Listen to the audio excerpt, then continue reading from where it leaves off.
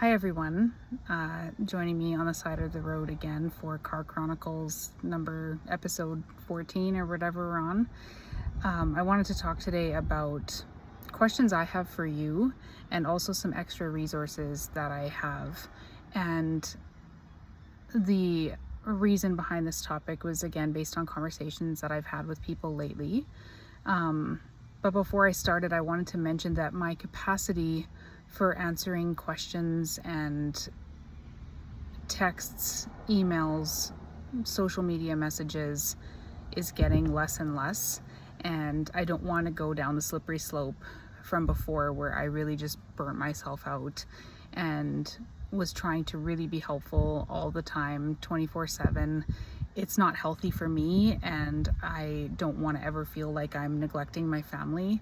And if I don't put boundaries around how much I'm conversing with people outside of appointments, then that's going to happen again. So I just wanted to mention that because I know several people have requested me on social media to be friends, follow me, whatever, which is fine.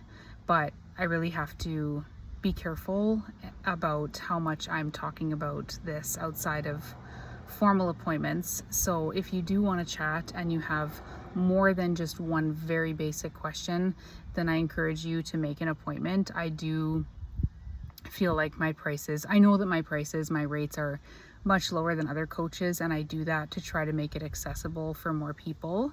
And I really do feel like if I can sit with you and chat in a face-to-face video conversation and get an idea of your whole background, history, things that led up to the event, it's more helpful for me to give feedback rather than just reading a quick text when I'm busy doing other things. And I can give you much more full attention if I am chatting with you one-on-one like this.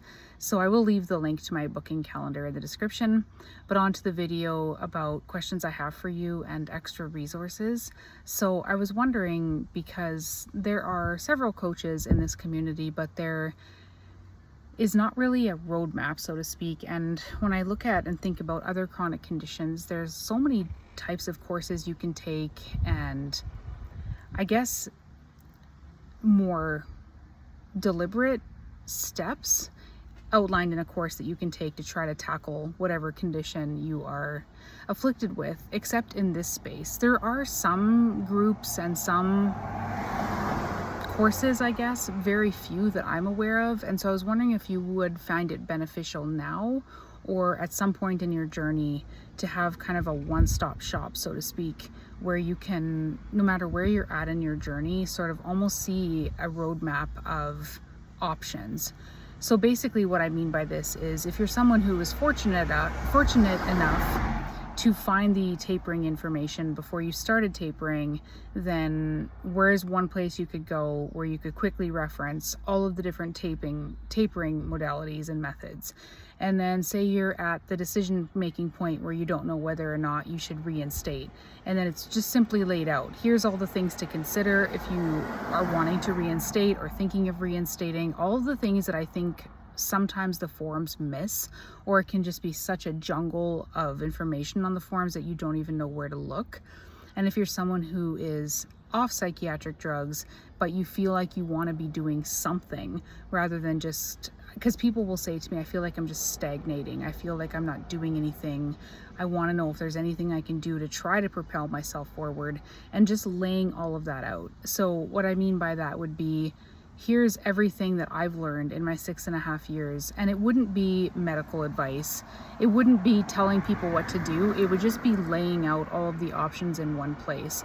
So here's everything I know about supplements. Here's everything that I have gathered, or the information I've gathered about what might actually be going on in your body. And I personally like a holistic approach. So I'm going to reference, as part of the extra resources part of this video and for the sake of this discussion, the Healing Dudes. So you can find them on Instagram. There are people in the drug community who have found healing through their program, although they typically target like chronic Lyme disease and all chronic conditions really, but not drug injury or drug withdrawal in particular. But again, there are people who have found healing from withdrawal through their program. And so the way they have it is like a pillared approach. I haven't actually signed up for any of their programs, but they cover everything as far as like diet and movement and mind body stuff and stress reduction, and everything that they have gathered is really important for healing from chronic health conditions.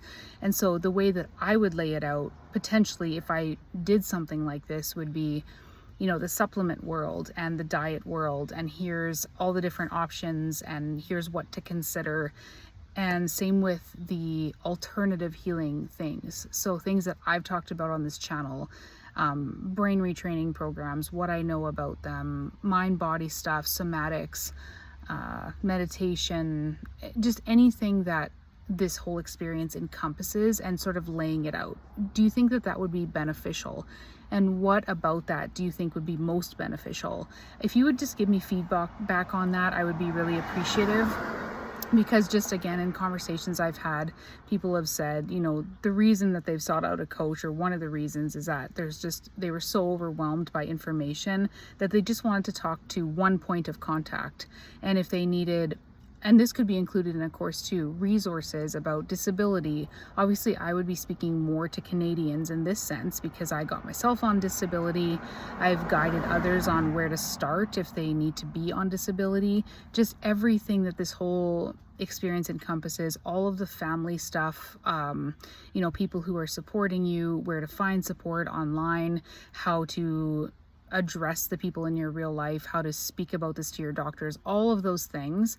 Would that be helpful? And what do you think would need to be included in something like that? It's just something I've had on my mind and thought maybe in the longer future, it'd be something I could consider trying to put together.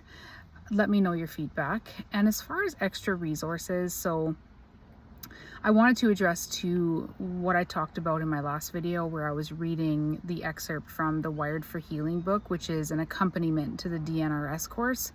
And some of the comments were like, you know, can you give us more of a synopsis of the book, or how do I actually address this limbic system problem? And I've been talking a lot about DNRS in my videos, not because I'm affiliated with them at all, because I'm not, but because I've went through the course and I have seen people who have really found a lot of healing through the course and through the work. But as I've stated in other videos, there are other ways to kind of come to the same end goal, which is calming down the nervous system. And I guess the message of that book ultimately is, no matter what led to your limbic system impairment, there is a way to help, and that's where the DNRS course comes in. They do have a week-long free trial. From what I've heard, it doesn't give you a great picture of what the whole program is about, so I could do a separate video on everything I know about DNRS. I can't remember if I've done that or not. But that's ultimately the message of it, is there's hope and there's ways that you can retrain your brain to get out of this chronic fear response, this chronic stress response, this overactive limbic dysfunction or limbic system activity. And so that's the ultimate message of the book. I could do more of a detailed book review in another video, but as far as extra resources, sorry, there's a lot of traffic on this normally quiet road today. And people, or places that I've referred people to just to take a look at the information, I'm going to just outline here. So obviously DNRS is one of them. There are other brain retraining programs that I've heard people have success with or have been helped to some degree. So Gupta is another one, Primal Trust. There's also on Instagram specifically, I don't know if they're on other social platforms, the Healing Dudes. So I know that there are people, I referred to them earlier in this video, who have been helped in the drug community with these guys' programs.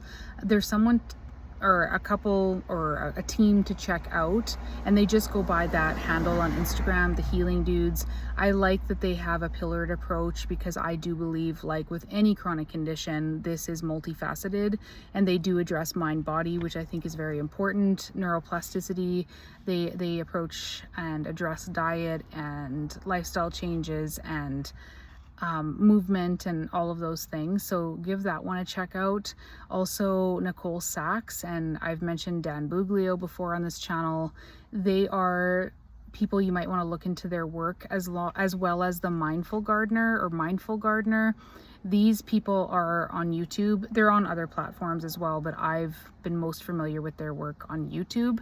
And what I like about them is really they work on dialing down the fear response. So no matter what chronic condition you're dealing with, they really approach it mind body and lowering the stress response, lowering the bucket that is building up to spill into these chronic problems. And they have different ways of approaching it. So Dan is more like, how do you stop perceiving danger in everything, especially when it comes to your symptoms? And Nicole Sachs is more into like journal speak. So how do you tap into the unconscious mind and suppressed emotions that might be expressing through physical symptoms, whether they're neurological, chronic pain, long COVID, whatever, dizziness.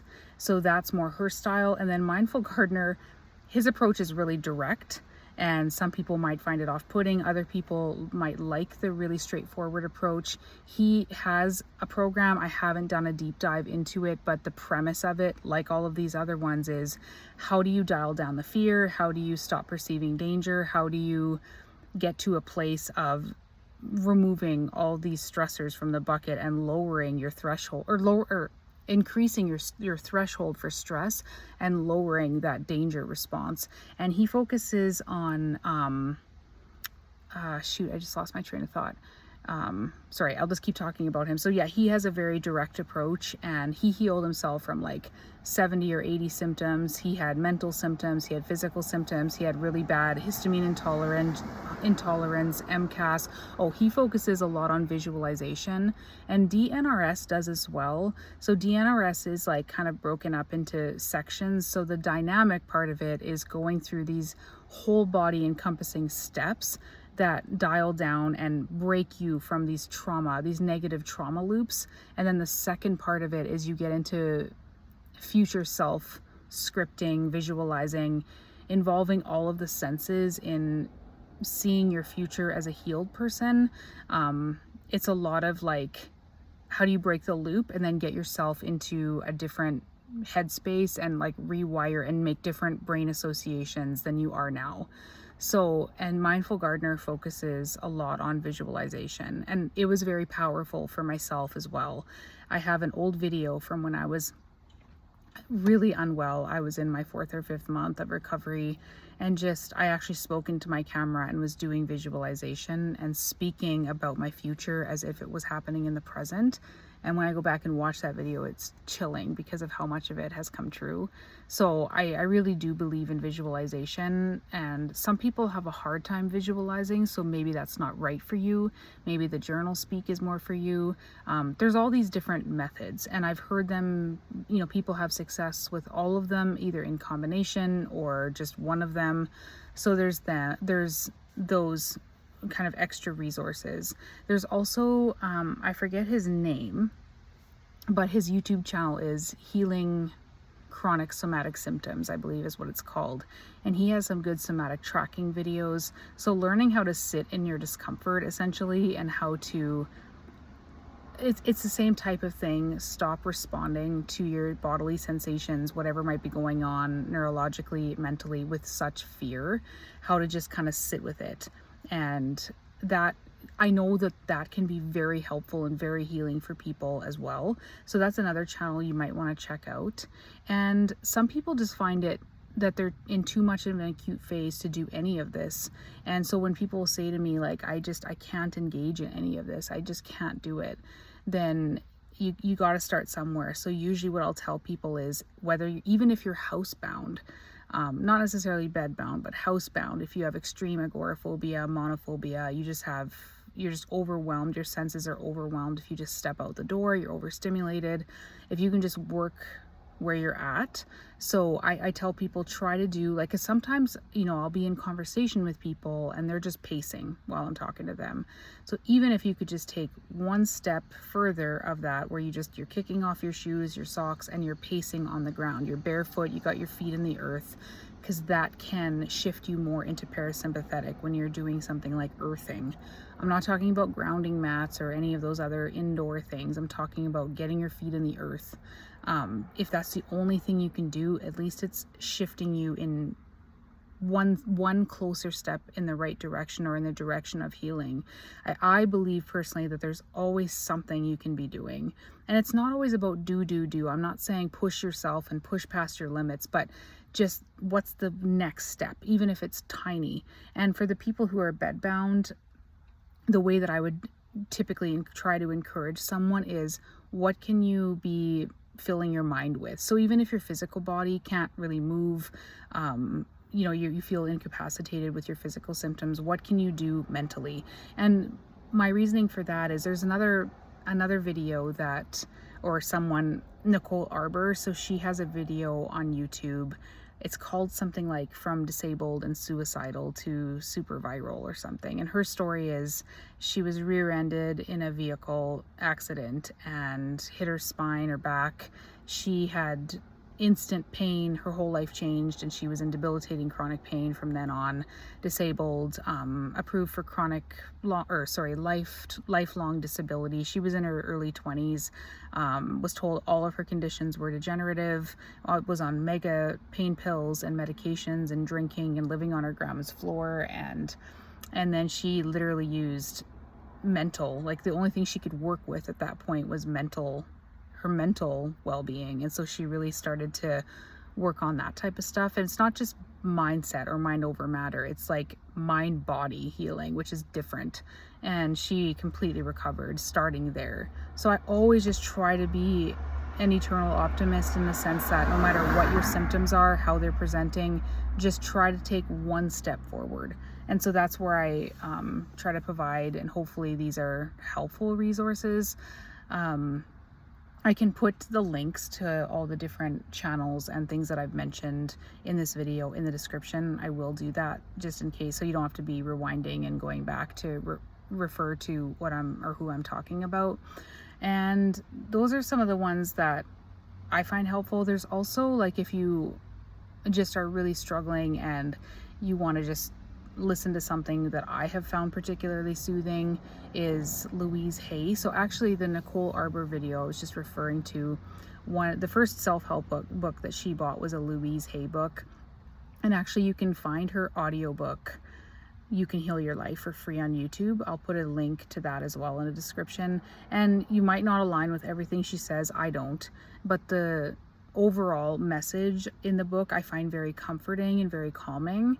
And if you're just pulling bits and pieces from all of these people, I think it's all good. So if you want to even just listen to a calming audiobook while you're walking around or whatever you're doing to try to distract you from symptoms, just put something on like that. That can be helpful and healing.